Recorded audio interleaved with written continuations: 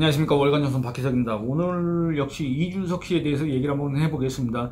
전 국민의힘 대표 이준석 씨에 대해서 얘기를 안 할 수가 없는 게, 이 국민의힘 전국위원회에서 권성동 원내대표 겸 당대표 직무대행이 비상대책위원장을 임명할 수 있도록 당헌을 개정하는데 가결시켰습니다. 그 당헌 개정을 했습니다. 그래서 결국에는 권성동 원내대표가 비상대책위원장을 임명하게 될 것이고, 임명을 하게 된다면 이제 앞으로 비상대책위원장이 비대위원회를 꾸려가지고 당 지도부, 그러니까 최고위원회의, 이걸 갖다가 이제 대체하게 되는데, 이런 상황에서 분명 이준석 씨가 예고한 바 있습니다. 나 그거 인정할 수 없고, 그런 어떤 결정들 나 전혀 수용할 수가 없고, 그렇게 되면 내가 대표직에서 잘리는데 내가 그걸 어떻게 받아들이냐, 무조건 나는 효력정지 가처분 신청을 법원에 무조건 한다고 보면 된다, 직접 법적 대응하겠다, 이렇게 했지 않습니까? 여기에 대해서 얘기를 안 할 수가 없습니다. 과연 그러면 이준석 씨가 얘기하는 효력정지 가처분 신청은 법적으로 설득력이 있는가, 이게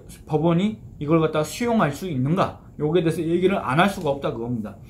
근데 이준석 씨가 문제 삼는 건 그겁니다. 최고위 의결과, 그러니까 국민의힘이 비상대책위원회로 지도부를 이제 체제를 전환하는 그 과정, 최고위원회의 의결, 그 다음에 상임전국위원회 유권 해석과 의결, 그 다음에 전국위원회의 당헌 개정, 요거에 대해서 효력정지 가처분 신청을 해서 결국에는 이준석 당대표 체제를 계속 유지하겠다는 게 이준석 씨의 심산, 생각인데, 이게 상당히 조금 공감하기가 어려운 부분들이 많이 있다, 이런 얘기를 안 할 수가 없습니다. 그러니까 한 가지 웃긴 건 뭐냐면, 여러분들 이 어떤 당 지도 체제를 바꾼다 아니면 유지한다, 이거는 아주 고도의 어떤 정치적인 논리가 개입될 수밖에 없고, 이런 과정에서 생기는 갈등들을 풀기 위해서는 고도의 정치력이 또 발휘될 수밖에 없지 않습니까? 근데 이런 상황에 대해서 마치 우리나라 국내 정치인 중에 가장 전략 전술이 뛰어나고 가장 머리가 똑똑하고 자기보다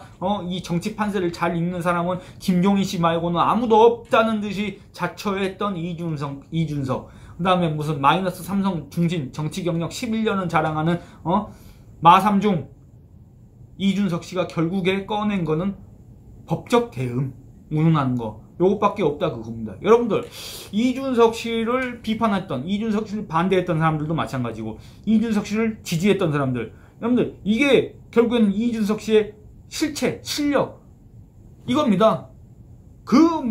윤석열 대통령한테 무슨 비단 주머니를 하사하고, 무슨 누굽니까? 누구한테 연습 문제를 내주겠다, 어쩌고.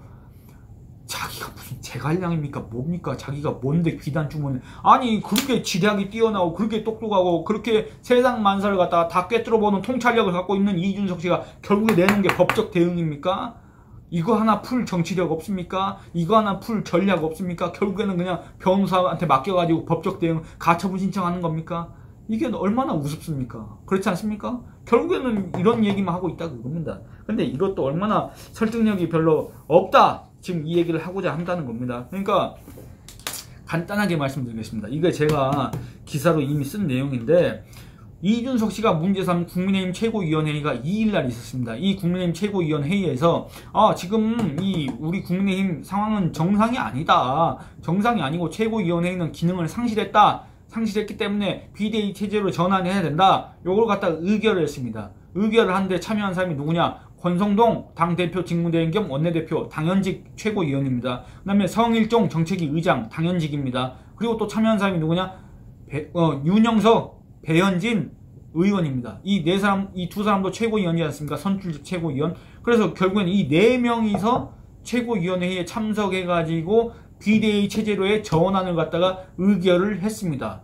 지금 현재 이 최고위원회의 의결 정족수, 이 의결을 하기 위해서 최소한 갖춰야 되는 그 인원수 있지 않습니까? 이 의결 정족수가 제적 인원의 과반수로 규정이 되어 있는데, 지금 현재 최고위원회의 제적 인원이 몇 명이냐? 7명입니다. 7명. 여러분, 7명의 과반수는 몇입니까? 4명이지 않습니까? 사람은 자를 수가 없으니까 4명이지 않습니까?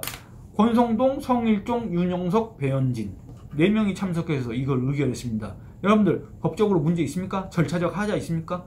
문제 삼을 거 있습니까? 전혀 없습니다. 전혀 없는데 이준석 씨는 뭘 문제 삼느냐? 아니, 배현진 사퇴한다고 해놓고 사퇴한다고 해놓고 거기 참여한 게 그게 설득력 있느냐? 이제 이런 식으로 이제 반발했지 않습니까?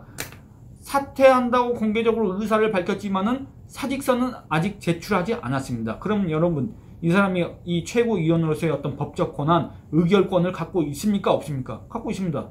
법적으로 따질 게 없다 그겁니다. 그리고 한 가지 더 말씀드리고 싶은 거는 꼭 같은 사례는 아닌데 과거 판례를 찾아보면 이렇습니다. 그러니까 어떤 법인이 있습니다. 이 법인에 이사회가 있을 거 아닙니까? 이 이사회도 정당의 최고위원 회의와 마찬가지이 이 자기 법인들의 모든 어떤 의사결정을 해야 되지 않습니까? 그런데 의결 정족수를 채우지 못한다. 채우지 못할 때는 임기가 만료된 이사의 업무 수행권을 보장해가지고 이 이사가 의결권을 행사하는 거를 법적으로 문제 삼을 수가 없다. 이런 판례가 있습니다. 그러니까 여러분들 다시 말하면 뭐냐면 하다못해 임기가 끝난 사람의 업무 수행권, 이 법인의 정상적인 운영 활동을 위해서, 정상적인 의결을 위해서 이 임기가 끝난 사람의 업무 수행권도 보장하는 마당에 공개적으로 사퇴 의사를 밝혔지만 아직 사직서를 제출하지 않아서 법적 권한을 갖고 있고, 임기가 만료되지도 않은 최고위원이 최고위원 회의에 참석해서 의결을 한 게 뭐가 그렇게 문제입니까? 여러분,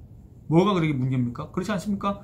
아까 제가 분명 말씀드렸지만 이건 법적으로도 문제가 없고, 그 다음에 무슨 도의적으로도 뭐 솔직히 지탄받을 만한 내용이 없다 그겁니다. 근데 뭘 이렇게 반발합니까? 저는 맨 처음에 뭘 잘 이렇게 기사 제목만 보고 뭐 배현진 의원 이런 사람들이 어마어마하게 큰 잘못을 한 줄 알았습니다. 근데 내용을 봤더니 아무것도 아니던데. 그렇지 않습니까? 여러분들 제 설명을 들으니까 어떻습니까? 아무것도 아닙니다. 아무것도 아닙니다. 그 다음에 상임정국위원회. 여러분들 상임정국위원회는 이제 크게 두 가지가 있는데 뭐냐면 이 당원과 당규에 대한 유권 해석 기능 권한을 갖고 있습니다.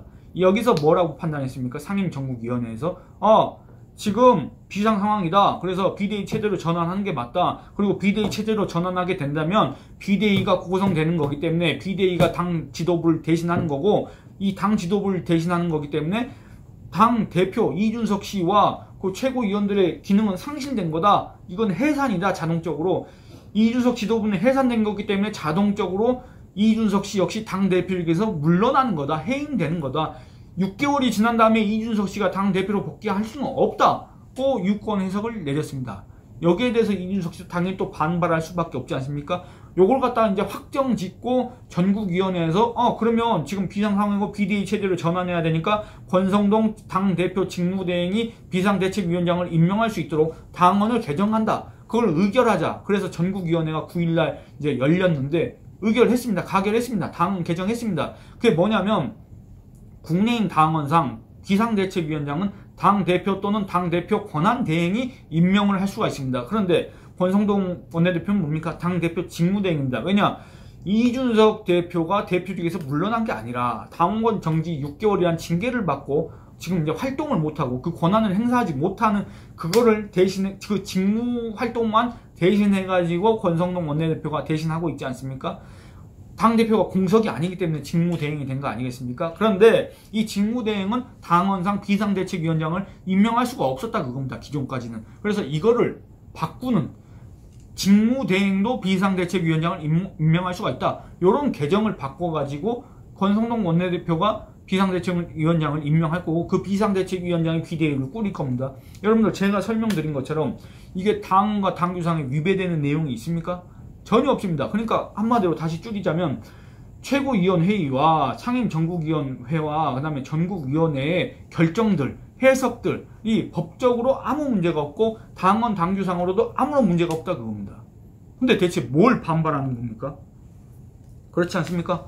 아니 법적으로 문제될 게 전혀 없고 절차적 하자도 없고 당원 당규를 위배한 것도 없다 그겁니다. 그런데 판사 출신 최재형 의원, 초선 최재형 의원, 이 사람은 갑자기 뜬금없이 이준석 씨가 혁신위원장에 임명을 해서 그런가 어쩐가 몰라도 정치권에 입문하고 나서 감사원장 하던 시절에 최재형 원장과 정치인 최재형 의원은 상당히 많이 다르다 이런 평가가 나오고 있는데 어쨌든 이준석을 옹호한 듯한, 이준석을 두둔하는 듯한 그런 주장, 상당히 법리적으로도 그렇고 정치적으로도 설득력을 갖기 어려운 그런 주장을 하고 있습니다. 뭐라고 하냐면 아니 지금 최고위원들이 사퇴를 해가지고 최고위 기능이 상실됐다. 그래서 당이 비상상황이다. 이거지 않습니까? 근데 최고위원들이 사퇴하면 당규상 전국위원회에서 최고위원을 갖다 선출할 수 있기 때문에 전국위원회에서 최고위원 계속 채워 넣어가지고 당 지도부 계속 유지 운영하면 되는 거 아니냐? 왜 비상대책위원회를 두려고 하느냐라고 하는데, 그러면 최재형 의원한테 한번 묻고 싶습니다. 아까 제가 얘기했지 않습니까? 당헌상 당대표가 공석이거나 권리거나 아니면 최고위원회 기능 상실 등 비상 상황일 때 비상대책위원회를 둘 수 있다고 당헌 96조 1항 당의 최고 규범에서 그렇게 규정을 하고 있습니다.